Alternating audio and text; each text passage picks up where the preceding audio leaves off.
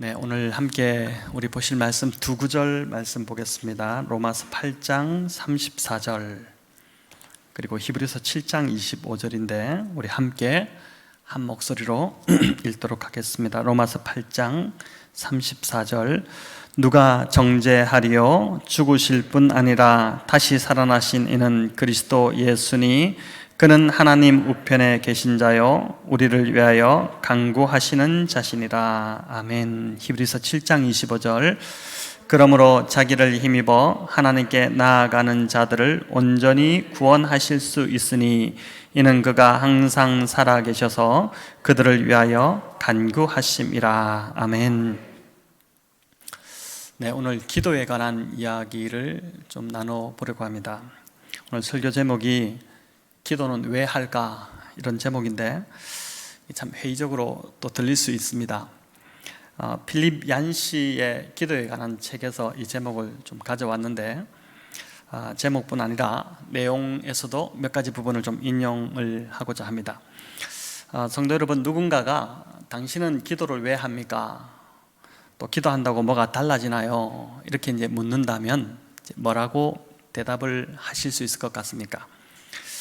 당연히 우리 성도님들은 이제 하나님이 살아계시고 또 우리의 기도를 들으시기 때문에 기도한다 이렇게 이제 하실 것입니다.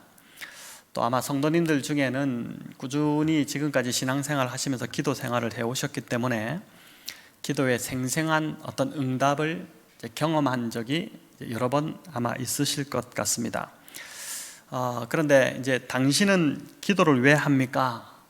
기도한다고 뭐가 달라지나요? 라고 이렇게 질문을 던진다는 것 자체가, 그런 질문을 던지는 그 사람은 뭔가 이제 기도에 대해서 아픈 사연이 있든지 또는 하나님께 굉장히 좀 섭섭한 마음을 가지고 있음이 이제 분명합니다.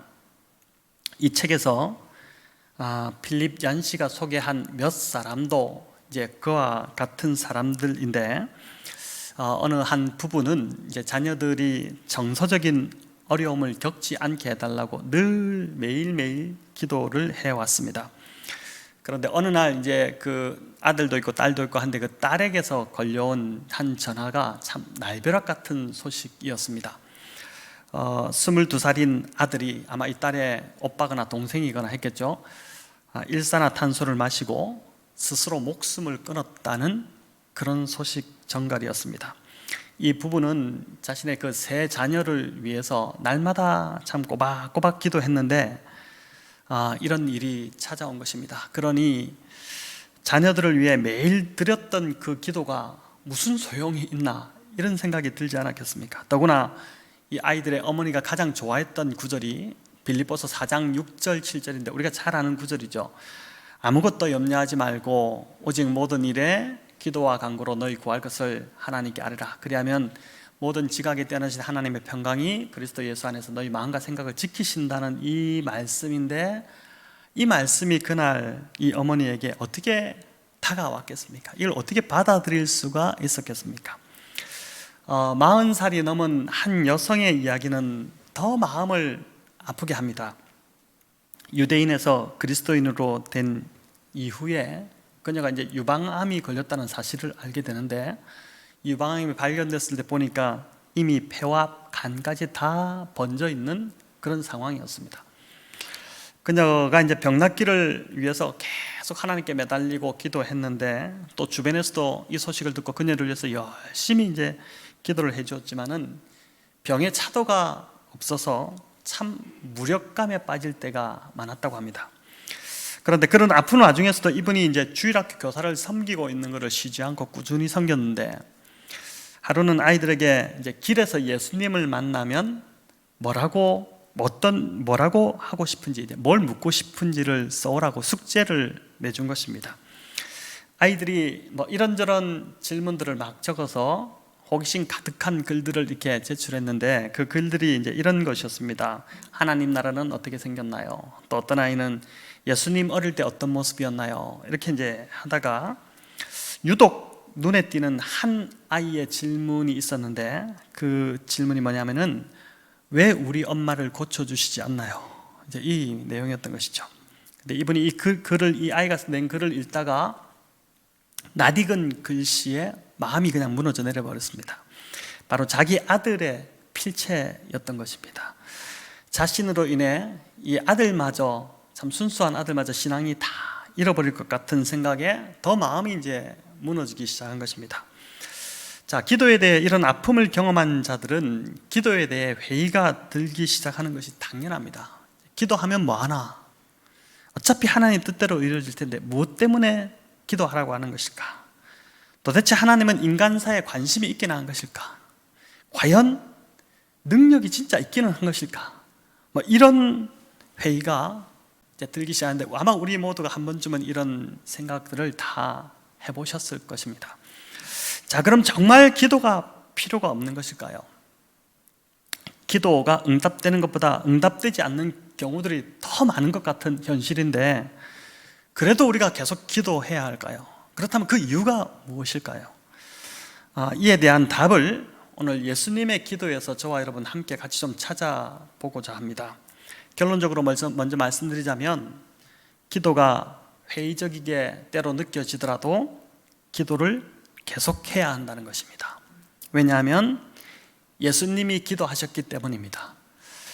이제 그걸 좀 살펴볼 텐데 복음서에는 이제 예수님이 가르쳐 주신 기도에 대한 여러 비유들이 많이 등장합니다. 우리가 알고 있는 많은 비유들입니다. 또 예수님 자신이 말씀만 하신 것이 아니라 친히 기도에 많이 힘쓰셨던 것들을 보게 됩니다.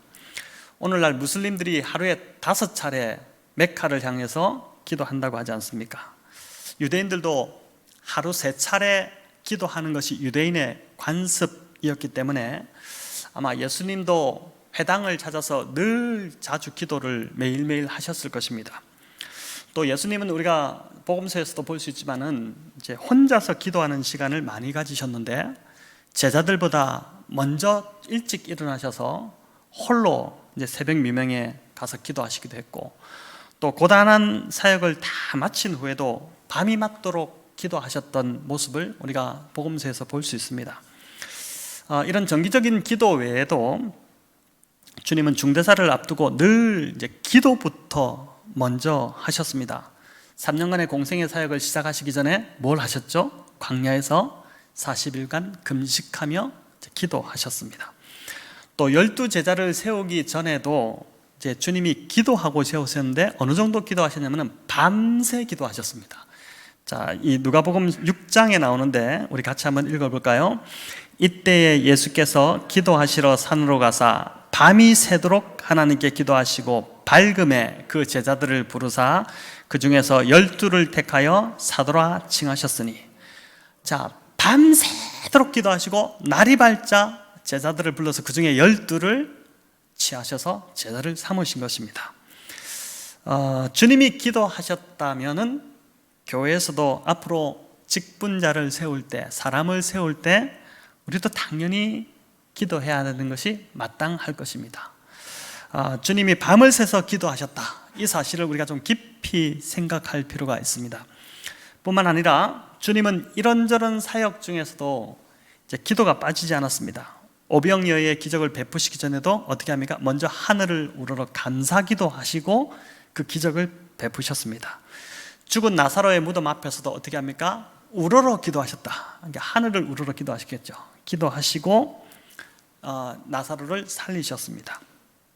제자들이 한밤중에 호수 한가운데서 풍랑을 만나서 굉장히 곤란을 겪을 때, 그때 주님은 산에 홀로 남겨주셔서 그 제자들을 바라보시면서 기도하셨고, 그리고 이내 무리를 걸어 제자들에게 걸어오셨습니다. 또 누가복음 9장에 보면 세 제자를 데리고, 누굽니까? 베드로, 야고보, 요한, 이 세 명을 데리고 이제 산에 가셨다고 하는데 등산 가셨거나 놀러 가신 것이 아니라 누가복음에 보면 기도하러 가셨다 이렇게 적혀 있습니다.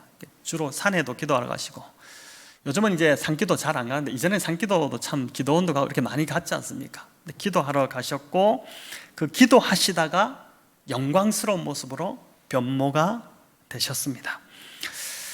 주님은 기도가 늘 일상이었고 기도가 자연스럽게 그냥 몸에 배어 있으셨던 분입니다. 주님을 닮아가는 저희 교회도 또 우리 성도님들도 그래서 기도가 어색하지 않고, 좀 기도합시다 그러면 이게 어색하거나 이렇게 하지 않고, 이게 아주 자연스럽고 일상이 되는 교회가 되어야 할 것입니다. 이제 아이들이 부분적으로 등교를 시작했는데, 아침에 학교 가고 또 어린이집 가고 이렇게 할 때도 부모가 아이들을 축복해 주는 기도가 아주 자연스러워야 합니다. 그런 가정이 되시기를 바랍니다. 또 아이들이 아플 때도 막 정신없이 병원을 먼저 찾고 이런 것이 아니라 먼저 침착하게 아이를 안고 기도해 주는 부모, 거기서 아이들이 신앙을 배우게 되고 안정감을 찾지 않겠습니까? 그런 이제 부모가 되어야 할 것입니다. 저도 어릴 때 아침에 이렇게 자고 있으면 늘 새벽녘에 차가운 그 어머니의 손이 저의 이마를 만지는 그 경험에 잠을 많이 깨곤 했는데, 새벽기도 갔다 오셔서 아들을 위해서 이제 기도해 주셨던 그 이제 기억이 있습니다. 그 기도로 결국은 오늘의 제가 있다고 생각이 됩니다. 또 이제 우리가 직장인들 출근해서도 어떤지 모르겠습니다. 출근해서 사무실에 들어가서 그 사무실에서 먼저 무릎 꿇고 기도하고 하나님께 하루를 올려드리는, 가게를 오픈하고 열고 그 시작을 하면서 먼저 하나님 앞에 하루를 맡겨드리며 기도하는 그 기도가 자연스러워야 될 것입니다. 비즈니스로 사람을 만날 때도 늘 기도하고 하나님께 정말 도움을 구하면서 의지하면서 사람을 만난다면은 정말 그 만남이 달라지지 않겠습니까? 성도가 교회에서 만날 때도, 또 우리 목장 식구들이 참 이 비대면이라서 거의 만나지 못했는데, 이렇게 만났다가 헤어질 때도 그냥 기도가 자연스러운 문화, 기도하고 헤어지는 것이 당연하고, 만나면 기도하는 것이 당연하고, 또 아픈 성도, 힘든 성도가 있을 때 찾아가서 그냥 붙잡고 기도해 주는 것이 너무나도 자연스러운 문화가 되는 것, 그게 이제 저희 교회가 되면 좋겠다는 생각을 하게 됩니다. 주님이 본으로 그렇게 먼저 기도하셨기 때문에 주님 닮아가고 주님을 따라가는 저희들 역시 이렇게 기도해야 하는 것이죠.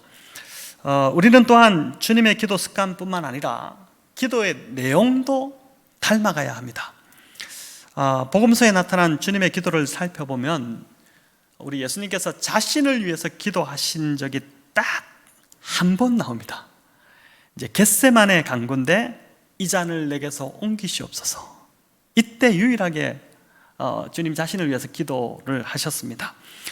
물론 예수님은 기도를 가르쳐 주시면서 일용할 양식을 위해서도 기도하고, 시험에 들지 않도록 기도하고, 관계를 위해서도 기도하라, 이렇게 이제 가르쳐 주셨지만은 주님의 기도에는 다른 이들을 위한 기도가 대부분이었습니다. 어린아이들이 올 때 그들을 위해서 축복해 주시는 기도를 하셨고, 또 눈먼 사람의 그 눈뜨게 해주기 위해서 그 사람을 위해서 이제 안수 기도를 해주셨고, 십자가를 앞두시고도 제자들을 위해서, 제자들의 하나됨과 또 베드로가 시험에 들지 않도록 하는 그 이제 다른 사람을 위한 기도를 주로 많이 하셨던 것이죠. 심지어 마지막 숨을 거두시기 직전에서도 주님은 십자가에 못 박힌 그 원수들을 위해서 기도하시는 것을 보게 됩니다. 우리 누가복음 23장 34절 같이 읽어볼까요? 아버지, 저들을 사하여 주옵소서, 자기들이 하는 것을 알지 못하니이다. 자, 이렇게 이제 마지막까지도 자신을 위한 기도보다는 이제 이게 그들을 위한 기도를 하셨죠. 물론 우리는 이제 주님과 달리 먹고 사는 문제도 있고, 가족도 있고, 직장도 있고, 그래서 우리 자신을 위한 기도를 안 할 수가 없습니다. 당연히 필요합니다. 그러나 주님의 기도가 우리의 기도의 본이라면은 기도의 내용에 있어서도 우리는 다른 사람을 위한, 나의 기도보다 다른 사람을 위한 기도가 점점 더 많이 늘어나야 하지 않겠습니까? 자, 이렇게 예수님의 기도를 살펴보니 기도에 관한 처음에 시작할 때 들었던 그 의문이 하나가 풀리게 됩니다. 회의론자들이 생각하는 것처럼 기도가 무용한 것이었다면 주님이 이토록 기도에 힘쓰지 않았을 것입니다. 예수님이 기도하셨다면 기도는 우리에게 반드시 필요한 것이고, 그리고 또 영적으로 유익한 방편이 분명합니다. 심지어 예수님은 지금도 기도하고 계십니다. 이 땅에 계실 때 그렇게 기도를 많이 하셨는데 지금도 기도하고 계시죠. 주님의 근황을 혹시 들어보셨습니까? 주님의 근황을 알려주는 성경 구절이 두 군데가 있죠. 오늘 읽은 그 본문입니다. 이 두 구절 모두 뭐라고 합니까? 예수님이 지금 어디에 계시고 무엇을 하고 계신지를 알려주시는데, 어디에 계시다고요? 하나님 우편에 앉으셔서 뭐 하고 계시다고요? 우리를 위해서 기도하고 계시다는 것입니다. 천국에서 지금 뭐 놀고 계신 게 아니라 우리를 위해서 기도하고 계시다는 것입니다. 우리는 서로에게 종종 이렇게 하죠. 기도할게요, 힘내세요, 기도하겠습니다, 이런 인사를 하는데, 주님이 이처럼 인사 차원에서 기도하고 있다 이렇게 우리에게 말씀하시는 것이 아닐 것입니다. 회의론자들의 주장처럼 기도가 단지 불안한 마음을 달래기 위한 것이고, 문제를 해결하는 데 있어서 이제 그 문제를 해결하는 데 있어서는 아무 소용이 없는 것이라면은 주님이 왜 지금도 하나님 보좌 우편에서 기도하고 계실까요? 이 기도가 아무 소용이 없다면 기도할 이유가 없지 않습니까? 그래서 지금도 기도하고 계시다는 것이죠. 기도가 바로 예수님의 지혜, 하나님의 지혜인 것이고, 기도가 성도들이 이 땅에서 승리할 수 있는 비결이기 때문입니다. 기도에는 참 신비한 능력이 숨어 있습니다. 주님이 이 땅에서 그것을 이미 체험하셨고, 이제 우리가 그 기도의 비밀을 직접 경험하기를 원하신다는 것이죠. 자, 그렇다면 기도에 관한 또 하나의 질문에 이제 대답을 해야 될 것 같은데, 응답되지 않는 기도, 그렇게 간절히 구했는데도 하나님께서 외면하시는 것 같고 내 간구에는 관심도 없는 것처럼 느껴지는 이 문제에 대해서는 이제 어떻게 답을 해야 하겠습니까? 앞에서 예를 들었던 그 사람들, 참 생각만 해도 듣기만 해도 가슴이 답답해지고 어떻게 해야 되나 그 사람들, 이런 생각이 들지 않습니까? 그런 사람들처럼 응답되지 않는 기도는 우리의 기도하고자 하는 의지마저 완전히 꺾어 놓기 때문입니다. 이 부분에 대해서도 우리가 주님의 기도에서 좀 답을 찾을 수 있는데, 물론 인간의 삶에 하나님이 하시는 일은 참 신비이고 또 인간의 차원으로는 도저히 이해할 수 없는 그런 일들이기 때문에 여기에 대해서는 정답을 내어놓을 자가 아마 아무도 없을 것입니다. 하지만 예수님 역시 응답되지 못한 기도가 있었다는 것을 성경이 보여줍니다.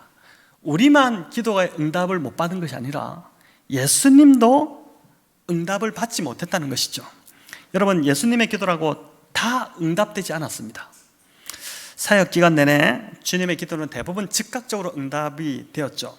죽은 나사로가 막 살아나기도 하고, 기도했을 때 눈먼 자가 안수기도에 눈을 뜨기도 하고, 그리고 오병이어로 5,000명을 먹이는 대단한 기적이 일어나기도 하고, 하지만 응답받지 못한 기도도 많았습니다. 요한복음 17장의 예수님의 기도는 굉장히 간절하고도 절박합니다. 이제 십자가를 앞두고 이 땅에 홀로 남겨질 이 제자들을 위해서 기도한 것이고, 이 제자들을 통해서 앞으로 이루어지게 될 교회, 이 땅의 교회를 위해서 주님이 이제 기도하신 내용이 요한복음 17장의 예수님의 기도인데, 그 기도의 핵심은 뭐냐면은 하나 되게 해달라는 간구였습니다. 이들이 하나 되게 해주십시오, 이 기도였는데, 여러분, 그러나 기독교 역사에서 나타났듯이 오늘날 기독교 역사도 오늘도 마찬가지지만 교회가 하나 된 적이 거의 없었고, 현존하는 지금의 교단과 교파가 어느 정도냐면은 34,000개나 된다고 합니다. 이게 하나 된 것이 아니라 완전히 그냥 다 뿔뿔이 다 흩어진 것 같은 느낌이죠. 또 12 제자를 선택하시기 위해서 밤새 기도하셨던 그 결과도 석연찮아 보입니다. 그 정도 기도하셨다면 탁월한 제자들이 뽑혔어야 하지 않겠습니까? 기도의 응답으로 탁월한 자들이 이렇게 들어왔어야 되는데, 탁월하지 않더라도 성품이라도 좀 괜찮은 사람들이었어야 되는데, 제자들은 우리가 복음서에서도 보듯이 자주 주님을 당혹스럽게 하고 실망감을 안겨드릴 때가 많았습니다. 요한과 야고보는 어떤 별명을 가지고 있었습니까? 우레의 아들이라는 별명을 가지고 있었죠. 그 별명 그대로 굉장히 난폭하고 거친 사람들이었습니다. 수제자라는 이 베드로는 리더로 보기에는 너무나도 가볍고 시끄럽고 즉흥적이고 또 자주 넘어지는 자였습니다. 심지어 베드로는 참 주님의 의중을 제일 옆에 측근에 있으면서도 주님의 의중을 잘 읽지 못해서 사탄아 물러가라, 이 질책까지 받았던 경험이 있죠. 또 그렇게 밤새 기도하고 세운 제자 중에는 누가 있었습니까? 예수님을 팔아먹은 가룟 유다까지 있었습니다. 자, 그러니 이 기도가 제대로 응답되었다고 볼 수 없는 것이죠. 이들이 얼마나 바뀌지 않았으면 십자가를 지시기 전 주님이 제자들을 보면서 막 탄식하십니다. 이렇게 말씀하시죠. 믿음이 없고 배역한 세대여, 내가 얼마나 너희와 함께 했으며 얼마나 너희에게 참으리요. 또 십자가를 코앞에 둔 순간까지도 이들은 어떻게 합니까? 서로 높은 자리를 차지하려고 막 다투고 싸웠습니다. 밤새 기도하고 정말 기도하고 뽑았는데 왜 이 모양들일까? 기도하지 않고 뽑았어도 이 자들보다는 낫겠다, 이런 생각이 들지 않습니까? 주님은 또한 베드로의 믿음이 떨어지지 않기를 위해서 기도하셨지만은 그는 연거푸 3번이나 주님을 부인하며 넘어집니다. 실패합니다. 예수님의 기도가 응답받지 못한 것처럼 보이지 않습니까? 누가복음 22장 31절 32절 우리 같이 한번 읽어보겠습니다. 시몬아 시몬아 보라, 사탄이 너희를 밀가부르듯 하려고 요구하였으나 그러나 내가 너희를 위하여 믿음이 떨어지지 않기를 기도하였노니 너는 돌이킨 후에 내 형제를 굳게 하라. 자, 그런데 이 주님의 기도에서 한 가지 의문이 생깁니다.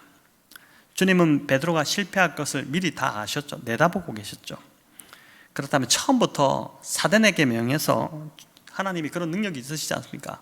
베드로를 아예 건드리지 못하도록, 손대지 못하도록 기도하실 수도 있었고, 아니면 베드로에게 특별한 능력을 주셔서 이런 시험에 이길 수 있도록 하실 수도 있었을 겁니다. 그렇게 기도하시면 되었겠죠. 그런데 왜 그렇게 기도하시지 않고 참 보니까 상당히 미온적으로 지금 기도를 하신 것입니다. 이 대목이 사실 모든 것에 의문을 품게 하는, 우리의 일상사에 참 의문이 되는 그 일들이 다 이 대목인데, 왜 하나님께서는 사고를 미연에 방지하실 수 있었는데 막지 않으셨을까? 왜 테러 집단의 그 끔찍한 테러가 계획이 실행되지 않도록 막으실 수 있었음에도 불구하고 그걸 막지 않으셔서 수많은 사람들의 생명이, 목숨을 잃는 일이 일어나게 하셨을까? 특별히 하나님을 의지하고 선하게 살아가는 이 사람들까지도 때로 이런 피해로부터 우리가 볼 때 왜 보호해 주시지 않고, 왜 지켜주시지 않고 속수무책으로 그냥 가만히 계신 것일까? 이런 의문이 들지 않습니까? 자, 이 부분은 이제 세상을 움직이는 하나님의 방식이고 주권이기 때문에 참 대답을 하기가 너무 쉽지 않은 부분입니다. 어떤 경우는 한 사람의 기도에 응답하시는 것으로 인해서 이 사람이 이런 기도를 했는데 그 응답해 주면은 이 기도 응답 때문에 다른 여러 사람이 피해를 입게 되는 경우도 있지 않습니까? 예수님의 응답받지 못한 기도를 가만히 볼 때 이제 오늘 깨닫게 되는 한 사실은, 기도는 근시안적으로 보면 실망할 수밖에 없습니다. 그러나 인생을 조금 더 멀리 내다보기 시작하면 그때부터 기도를 계속해야 되는구나, 그 이유가 이제 보이기 시작합니다. 예수님의 제자들의 처음 3년은 어땠습니까? 실패했습니다. 실패한 자들의 모습이었죠. 그들은 십자가 앞에서 하나같이 다 도망쳐 버렸습니다. 남아있는 자가 없었죠. 그러나 시간이 흐르면서 주님의 기도가 실패하지 않았다는 것이 점점 드러나기 시작했습니다. 우레의 아들이라 불렸던 그 두 제자, 야고보는 어떻게 됩니까? 제자들 공동체에서 가장 먼저 순교하는 그러한 제자가 되고, 또 요한은 참 형제 중에서 한 명은 가장 먼저 죽고 한 명은 가장 오래까지 사는, 12제자 중에 유일하게 순교하지 않고 마지막까지 살아남았는데 그 참 거칠고 난폭했던 자가 아주 온유하고 사랑의 사도라고라는 별명을 얻게 되는 그러한 제자로 변화되게 됩니다. 베드로도 잠시 넘어진 것 같았었지만 결국 회복된 이후에 어떻게 됩니까? 주님의 기도대로 형제들을 굳게 세우는 자로, 여기 누가복음 22장 31절에 너는 돌이킨 후에 내 형제를 굳게 하라, 이렇게 했는데 그렇게 그런 자로 바뀌게 되는 것이죠. 예수님의 십자가 앞에서 보니까 두 사람이 실패하지 않습니까? 가룟 유다도 실패하고 베드로도 실패하고 똑같이 넘어졌지만은, 그러나 가룟 유다와 달리 예수님의 이 뜨거운 기도를 받았던 베드로는 이내 회복하고 사명을 감당하는 자로 서게 됩니다. 궁극적으로 보니까 예수님의 기도가 실패한 것이 아니라, 응답이 안 된 것이 아니라 응답이 되었다는 것이죠. 여러분, 이걸 아셨기에 주님이 이 땅에서 기도에 힘쓰셨던 것이고 지금도 기도하고 계신 것이다. 이게 하나님의 작전이고 전략인 것이죠. 오늘도 여전히 우리는 기도에 대해 회의를 품게 만드는 이런저런 상황들을 만납니다. 성도의 상황들을 보더라도 이거 왜 기도했나? 기도가 무슨 소용있나? 이런 상황들을 우리가 경험하고 있지 않습니까? 또 오랫동안 기도해도 나아질 기미가 없고 응답이 되지 않고 사정은 그대로인 것 같고, 이렇게 될 때 기도하고 싶은 열정이 그냥 사라져서 기도의 자리에 나오다가도 그냥 에이, 가서 기도하면 뭐하나? 나아질 게 하나도 없는데, 이렇게 하고 그냥 주저앉기도 합니다. 하지만 오늘 주님의 이 응답받지 못한 기도를 하나씩 살펴보니까 기도는 반드시 응답된다는 것입니다. 우리가 원하는 방향으로 될 수도 있겠지만, 그렇게 하면 좋겠지만, 그러나 하나님 편에서 가장 최선의 방법으로, 또 하나님 보시기에 가장 좋은 시간에 그 기도가 응답이 이루어지는 것입니다.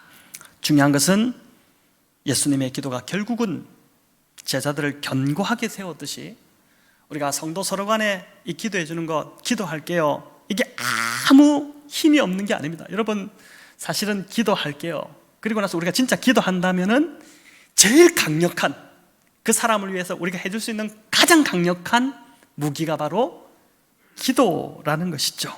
성도 서로 간의 기도, 또 자녀를 향한 부모의 기도, 이것은 반드시 자녀들을 견고하게 세우는 힘이 된다는 것입니다. 오늘 내가 기도하는 것, 이게 글쎄 뭐가 좀 무슨 반응이 있을까, 무슨 뭐 달라질 게 있을까? 아니요. 우리가 하나님을 믿고 의지하고 기도한다면은 그 기도가 반드시 응답되어서 시간이 지났을 때, 좀 멀리 내다봤을 때 우리의 자녀들이 하나님 안에서 정말 제대로 서는 그런 자녀로 바뀌어져 간다는 것입니다. 또 우리의 기도를 사용하셔서 하나님께서는 어려움에 처한 자들이 그 시간을 이겨내고 승리하도록 반드시 그렇게 인도하실 것입니다. 무엇보다 여러분, 저와 여러분을 위해서 주님이 지금도 기도하고 계시다는 사실을 붙드시길 바랍니다. 우리 같이 한번 두 구절을 다시 읽어볼까요? 그러므로 자기를 힘입어 하나님께 나아가는 자들을 온전히 구원하실 수 있으니 이는 그가 항상 살아계셔서 그들을 위하여 간구하심이라. 또 하나님의 오른쪽에 계시며 우리를 위하여 대신 간구하여 주십니다. 세 번역으로 이렇게 나와 있지 않습니까? 베드로에게 그러셨던 것처럼 주님은 우리의 어려움을 없애달라고 기도하지 않으실 것입니다. 대신에 그런 고난과 시험을 당하고 넘어지더라도 그것을 통해 궁극적으로 우리들이 하나님 나라의 유익한 일꾼이 되고 주님을 더욱 닮아가는 자 되도록 오늘도 하나님 우편에서 우리를 위해서, 저와 여러분을 위해서, 빠짐없이 여기 있는 모든 분들을 위해서 힘써 간구하고 계십니다. 필립 잔 씨가 이 기도에 대한 책을 쓸 때 외과 의사인 그의 친구가 기도에 대한 세 가지 조언을 전제로 조언을 해줬는데, 이 세 가지 전제가 참 은혜롭습니다. 첫째는 하나님이 살아계시다는 것. 기도할 때 우리가 이 전제를 가지고 기도하면 참 좋습니다. 첫째, 하나님이 살아계시다는 것. 둘째, 하나님이 기도를 들으신다는 것. 셋째, 하나님은 자녀들의 기도에 관심이 있으시다. 그것도 무척 관심이 많으시다. 우리가 자녀들 막 이야기할 때 부모들이 그냥 흘러듣기도 하고 그러는데 하나님은 절대 그렇게 하지 않으시고, 우리가 부르짖으면 하나님이 귀를 활짝 여시고 관심을 가지고 들으신다는 것입니다. 여러분, 이 세 가지 전제가 뭐라고요? 하나님이 살아계시다. 두 번째, 하나님이 기도를 들으신다. 세 번째, 하나님은 자녀의 기도에 관심을 기울이신다는 것입니다. 그리고 이 중요한 것은 여기서 뭐라고 하냐면 이 세 가지는 인정하거나 부정할 수 있는 명제가 아니라 그럼 뭐냐? 믿느냐 마느냐의 문제라는 것입니다. 여러분 이것을 믿으면 내 것이 됩니다. 믿으면 그대로 이루어집니다. 그러나 이것을 믿지 못하면 그냥 흘러가 버린다는 것입니다. 그동안 기도의 회의가 있었던 분들 있을 것입니다. 저도 한 번씩 이런 회의가 찾아옵니다. 이 기도가 과연 무슨 소용이 있을까? 이런 생각이 찾아올 때가 있습니다. 그러나 오늘 저와 여러분이 바른 믿음을 선택하시면 좋겠습니다. 하나님은 살아계십니다. 하나님은 우리의 기도를 들으십니다. 하나님은 우리의 기도에 관심을 기울이십니다. 여러분 비록 기도의 자리 참 어떨 때는 지겹게 느껴지고 그렇지 않습니까? 막 노동이죠, 노동. 기도가 노동이다 이런 막 예선에 가면 문구도 크게 써놓고 한데, 그러나 힘든 싸움이지만 그 자리에 주님이 반드시 찾아오시지 않습니까? 그 주님을 만나서 오늘 이 밤에 특별히 오늘 이렇게 기도하러 나오신데 위로와 힘을 얻고 지금의 어려움을 잘 견디시고 승리하시는 우리 복된 성도님들 다 되시기를 우리 주님의 이름으로 축원합니다.